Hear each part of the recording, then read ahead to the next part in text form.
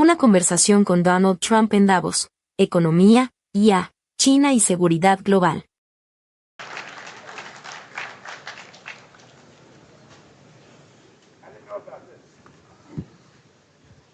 This was supposed to be a nice fire chat, Mr. President. Yes, good.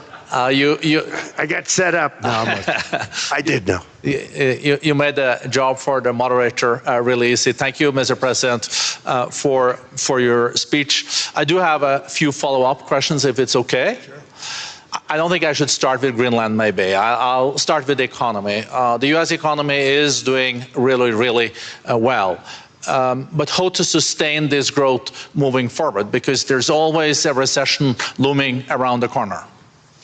Well, you know, the one thing about economies and recessions is sometimes you get hit unexpectedly and there's nothing you can do about it. All brilliant people, but there's nothing. One example was COVID. We had an economy going at levels like nobody had ever seen my first 2.5, 3 years. And then I heard the word pandemic, not COVID. They came up with that name over a period of time. We won't get into that. But I heard the word pandemic. And I had a poll come out that was so strong just prior to that, and I was with the two best pollsters, McLaughlin and Fabrizio, and they said, sir, George Washington and Abraham Lincoln, if they came back and ran as president and vice president, they couldn't beat you. And then what happened is the following day, I was told to stay tuned because there's something really bad happening in China. There are bodies laying all over Wuhan, right around that certain building that we talk about. I always said it came from Wuhan. It did come from Wuhan. And they were body bags. We saw it by satellite. And they said, there are strange things happening in China. And so it began. And we ended up with the COVID, and the whole world suffered. We did a phenomenal job. I don't think we got the credit we deserved. We did something that Operation Warp Speed, which some people say was one of the greatest military feats ever. We did a great job. Used our military, used a lot of people. But sometimes you get hit with things, nothing you can do. You get hit with things like that unexpectedly. And we got through it. And when I left, the stock market was higher than it was previous to the COVID coming up. And I called it a great achievement. But things happen, bad things happen. The things that we can stop are wars if we're smart. That we can stop. Those are a matter of being intelligent and having intelligent people on the other side, because wars are the worst of all. Wars are worse than anything. But we can stop wars because that's sort of up to us. But things like dust flying in the air, wherever COVID comes from or whatever comes, sometimes you have to be a little bit lucky. But we are poised to have an economy like no other, not only in this country, but anywhere. And you know, when you hear the kind of numbers that I can tell you that Scott Bessent was with me the other day, and he's looking at numbers. He said, I can't. And that's all he's done his whole life, pretty much your whole life. Scott, you weren't going to be a football player, I don't think. Scott was not that great at football, but he was always good at numbers, right? And he was looking at numbers. He said, I've never seen anything like this. We're poised to do things that no other country's ever done. And, you know, luck, I hate to say it, but we need a little luck. We don't want to get hit by something that nobody could have thought. Whoever thought we were going to hit by a pandemic? You know, when I heard the word pandemic, I said, oh, that's an ancient problem. World War I, they lost 100 million people. It actually ended World War I. A lot of people don't know. The Spanish flu in World War I ended the war because all the soldiers were sick. The soldiers were so sick on both sides, and that war was raging, and they were all dying from the Spanish flu. They were sick as dogs. They couldn't fight. So, you know, you don't know how that would have turned out. But so we do, I mean, subject to that, and I always have to put a caveat in for it, but we're poised to have the greatest growth of any large country, I think any country that there's been. When you look at what's happening in the United States, it's really amazing. Thank you. One thing that maybe keeps you up at night, I know you don't sleep that much anyway, Mr. President, is the debt. The U.S. debt is high, is now the biggest expenditure on your budget. How to get out of that impasse? Well, the big thing is growth. I mean, growth is the way. If we grow like this, we go from having a $37 trillion. We go from having high debt to low debt. But we also are cutting expenses, the old-fashioned way. We have extraordinary growth. I think we're going to be growing our way out. I think we're going to be paying off debt. We're taking in tremendous money from tariffs fairly. And again, I'm using them judiciously. Switzerland's a case study. I could have gotten much more. I could have asked for much more. But we're using them judiciously. But I think growth, most importantly, and then cutting costs. Now, if you take a look at Minnesota, $19 billion in fraud and other things. People going to airports, they came into the country, they don't have 10 cents, and they're leaving with hundreds of thousands of cash in their bags. When we get to that, and our DOJ, Pam, and Todd, and all the people that work over there, and all of the people that work in here, I can tell you, Scott Bessent is working on that. It's a priority, right? You have your whole team. We're in there looking for where this money is coming from, how much it is. It could be more than $19 billion. Can you believe that? That's just one state.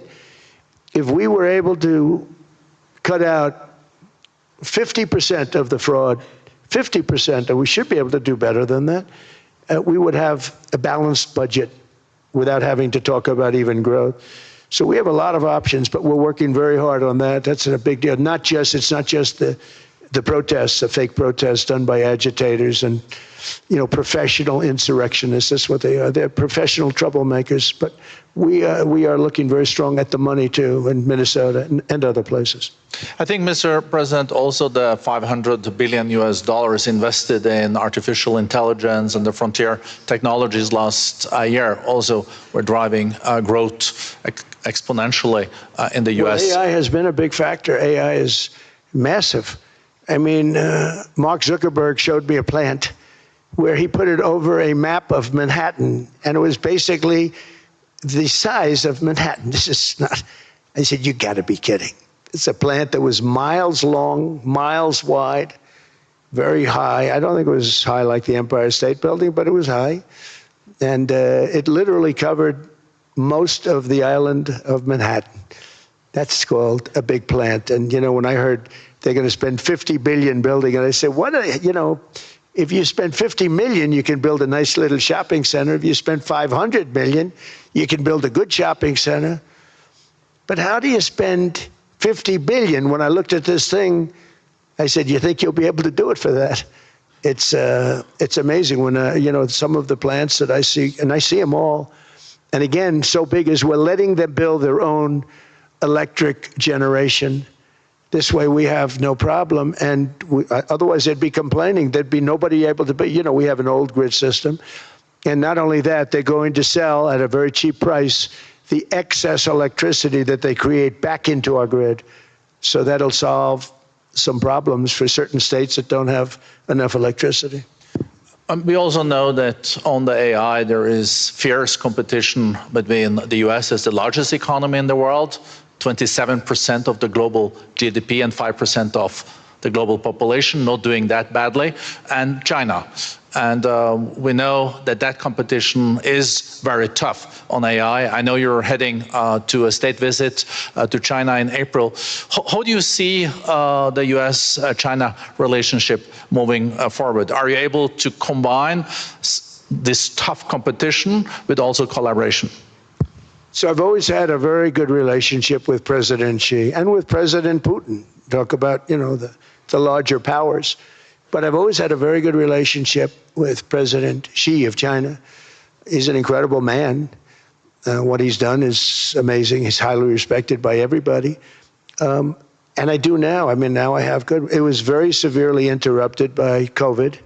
I used to call it the China virus, but he said, do you think you could use a different name? And I decided to do that because why should we have a problem over that? But I would do that, and they were. You're a true diplomat, huh? I became a diplomat for the first time. Well, who taught me that? Marco Rubio. He said, let me teach you about diplomacy. Hey, any guy that gets approved by 100% of the votes, Think of it. He got liberal Democrats and radical right Republicans to approve him. He's the only one. The next one was like lost 45 votes, right? But he got all 100 votes voting for him. And at first I wasn't happy about it. I said, wait a minute, I don't like that. And now it turns out that the Democrats probably wish they didn't do that. And Marco has been fantastic. Marco, stand up, please. You have done a great job as Secretary of State. He's going to go down as the best Secretary of State. And Scott, and we have Susie, who's the first female Chief of Staff, and she's the best Chief of Staff, too. And I see Howard Lutnick, who I know spoke, and Howard's fantastic. Some of the deals we're doing are great. And I want to pay particular attention because we have Chris. And Chris, you got up and spoke, I think. He's the #1 oil man in the world, because I was going to put Doug Burgum, who's fantastic. I don't know if Doug's here. Is Doug here? Doug Burgum is fantastic. He said, sir, there's one man better than me. And he introduced me to Chris. And he turns out to be. So we're drilling more oil and gas now than we ever have by almost double. Is that right, Chris? And on top of it, we get a lot coming out of Venezuela. So anyway, so we're doing great. The country is just doing great. We have great people. Thank you. And I see other people. We have Steve Witkoff. We have Jared. I got so many people. I'm in trouble because when I go back, they're going to be people with long faces. Sir, you didn't introduce me. I got so many people. And we have a lot of the greatest people anywhere in the world. I know them all. So I won't continue because we'd be here all day. Thank you, Mr. President. We also know that you're a deal maker, and then maybe coming back to Greenland and Ukraine. What kind of deal in the end do you see between the U.S. And Denmark? Because, I guess you see it now as a negotiation going on, or? Well, it's costing Denmark hundreds of millions a year to run it. And Denmark's a small country and wonderful people. But, it's very expensive. It's a very big piece of ice. And it's very important. I mean, I don't want to repeat the speech, but it's very important that we use that for national and international security. That can create a power that will make it impossible for the bad guys to do anything against the perceived good ones. And it's a great block for Europe, just like, Denmark was supposed to spend hundreds of millions of dollars. They didn't spend the money. They didn't spend anything, almost. And we'll see what happens. I just say this. NATO has treated the United States of America very unfairly. We never asked for anything. We never got anything. We actually took care of the needs of NATO for years and years, which I felt was always unfair. So I got NATO to pay because they're rich countries. But I think it's time that NATO step up. We're helping them with Ukraine. Without us, I think Putin would have gone all the way. I think we have it. I think that could have been a World War III, if you want to know the truth. If Kamala was elected, or Joe, any one of those, those thinkers, I think you could have ended up in World War III. And I will say Steve Witkoff has been dealing incredibly with, but we're not going to have World War III. We want to get it stopped, but we're not going to have World War III. I think if I wasn't elected, I think that could have evolved into World War III. It was a very, very bad situation, and it still is, but it's not that kind of bad. It's bad because so many young people are being killed. How close do you think there is on an agreement on Ukraine? I had the pleasure of speaking with Steve Witkoff and Jared Kushner yesterday. I know they're working hard on it. I know that they're also traveling now. Do you see this very close or still? Well, I hate to say it. I thought that was going to be, so I settled 8 wars plus. And I thought that was going to be one of my easier ones. Not the easiest. Some I settled in a matter of hours because I'm good at that stuff.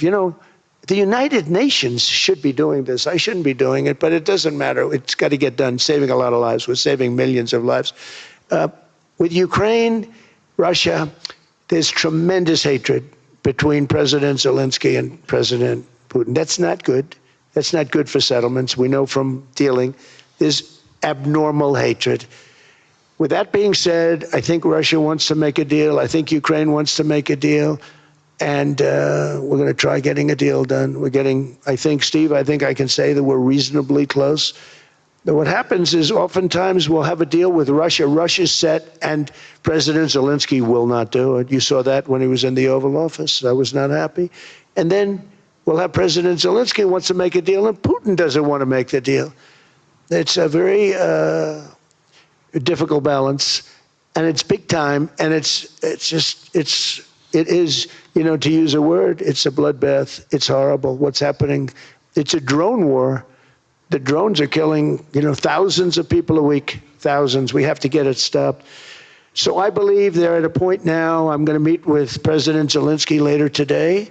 I believe they're at a point now where they can come together and get a deal done. And if they don't, they're stupid. That goes for both of them. And I know they're not stupid, but if they don't get this done, they are stupid. So I don't want to insult anyone, but you got to get this deal done. Too many people are dying. It's not worth it. President Sisi is sitting on the first row here. He spoke earlier today and also complimented you on the Gaza deal. I think there will be a signing tomorrow. Of course, there are different views on this, but how important do you think this signing is on the board of peace? And do you think this is going to sustain? Do you think we now will see Gaza reconstructed and the billions of US dollars invested? I do. I mean, I think we have peace in the Middle East. There are some little situations like Hamas, and Hamas has agreed to give up their weapons. Now, you know, they were born with a weapon in their hand, so it's not easy to do. When they were born with a rifle in their hand. It's not an easy thing for them, but that's what they agreed to. They've got to do it. And we're going to know, Jared, over the next 2 or 3 days, certainly over the next 3 weeks, whether or not they're going to do it. If they don't do it, they'll be blown away very quickly. They'll be blown away. You know, we have 59 countries that are part of that whole peace deal. And some of those countries aren't even they're near the Middle East, but they're not in the Middle East traditionally. And they want to come in and take out Hamas. They want to come in. They want to do whatever they can. There's a problem with Hezbollah in Lebanon, and we'll see what happens there, but that's a problem. But there are these little flames, but there's peace in the Middle East. Now, had we not gone in and knocked out with those big, beautiful, we just ordered 25 brand new ones, the latest and the greatest, the B-2 bomber. Think of them, they went in there at 2 o'clock in the morning with no moon, no light, no nothing, and every single one of those massive bombs hit its target, 100,000-pound bombs hit its target, every one of them. And then on top of it, from a submarine 300 miles away, we hit the sites with tomahawks, which is an unbelievable weapon. So, you know, we did our job. If we didn't do that, you would have never had peace in the Middle East. And the countries like Saudi Arabia, UAE, and Qatar could never have, and others could never have signed anything because you would have had this dark cloud, and the dark cloud was Iran with nuclear. Iran would, if we didn't take them out, they would have had a nuclear weapon within 2 months. They were very close to having the nuclear weapon, and we hit them hard. And it was a total obliteration. If they may try again, but they're going to have to try from a different area because that area was obliterated. Incredible thing we did. And because we did that, we were able to make peace. If we didn't do that, I would say, Jared and Steve, if we didn't do that, there was no chance of making peace because the countries I just named and other countries could have never signed off. They were afraid. They were afraid. We had a bully. The bully was Iran, the bully of the Middle East. They used to call it for years.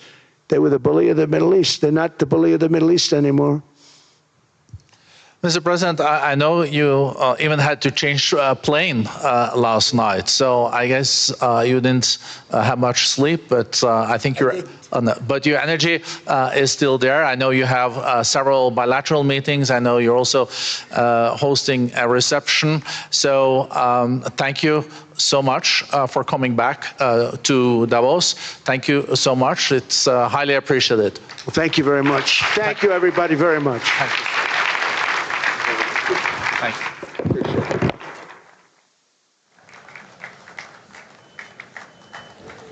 Sir, would you consider a unilateral takeover? U.S. say you won't use force, but how the other means?